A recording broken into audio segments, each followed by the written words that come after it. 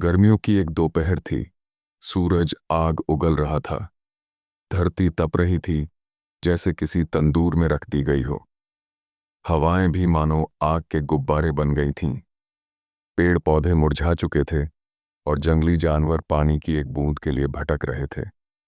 इस जंगल के एक कोने में एक शांत, हरा भरा इलाका था, जहां एक प्यारी सी मोरनी अपने 3 नन्हे मुन्ने बच्चों और 4 अंडों के साथ अपने घोंसले में रह रही थी। मोरनी का नाम नीलांजना था। वह बहुत समझदार, स्नेही और अपने बच्चों से बेइंतहा प्यार करने वाली माँ थी। वह रोज सुबह उड़कर दूर नदी से पानी लाती, अपने बच्चों को दाने चुगाती और फिर उन्हें अपने पंखों की छांव में सुलाती। एक दिन कुछ शरारती युवक जंगल के पास पिकनिक मनाने आए। गर्मी में भी उन्हें मस्ती सूझ रही थी। उन्होंने हंसते हुए बीड़ी सिगरेट पी और खत्म होने पर बुझाए बिना ही उन्हें सूखे पत्तों में फेंक दिया। किसी ने नहीं सोचा कि जंगल इस कदर सूखा पड़ा है कि एक चिंगारी भी उसे राख बना सकती है। बस वही हुआ।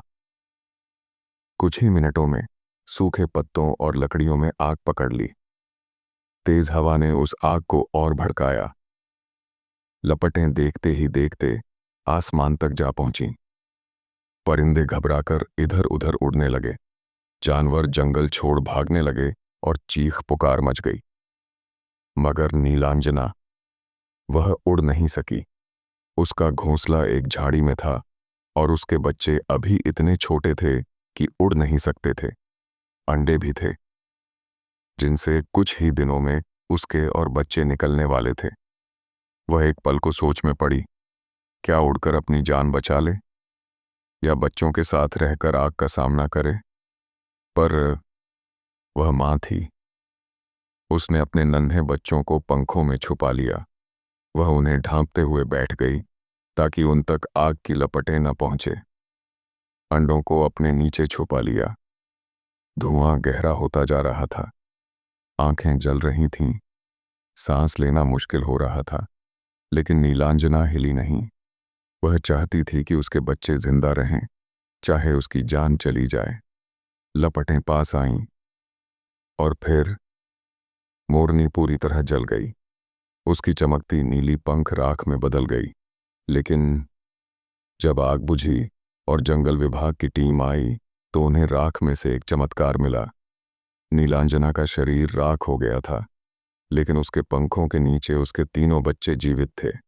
डरे हुए, सिमटे हुए, मगर जिंदा। उसकी देह ने उन्हें लपटों से बचा लिया था। चारों अंडे भी जलने से बच गए थे। एक अफसर की आंखों में आंसू आ गए। उसने धीरे से कहा, इस माँ ने मौत को गले लगाया, लेकिन अपने बच्चों को जिंदगी दे दी।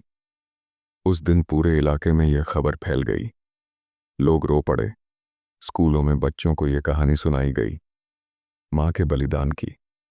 कुछ ने मोरनी की एक सुंदर मूर्ति उसी जंगल के किनारे स्थापित की, ताकि आने वाली पीढ़ियां ये जान सकें कि प्यार, त्याग और ममता का असली अर्थ क्या होता है।